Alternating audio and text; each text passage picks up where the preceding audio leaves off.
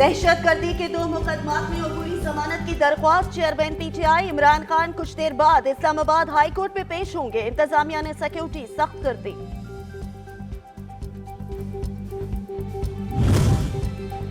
वफाकी हुकूमत का पार्लियामेंट को मजीद ताकतवर बनाने का फैसला। रुकन असेंबली राना कासिम नून ने तौहीन पार्लियामेंट बिल कौमी असेंबली में पेश कर दिया। बिल के मुताबिक पार्लियामेंट की तौहीन पर किसी भी रियासती ओहदेदार को तलब किया जा सकेगा। 24 रुकनी पार्लिमानी कमेटी तहकीकात के बाद सजाएं तजवीज करेगी। कानून साजी और आईनी तरमीम पार्लिमानी इस्तेहकाक अवामी नुमाइंदे हुकूक का तहफ़्फ़ुज़ जानते हैं। वज़ीर कानून आज़म नज़ीर तारड़ का कौमी असेंबली में खिताब। कहा, सबको पार्लियामेंट के तकद्दुस का ख्याल रखना चाहिए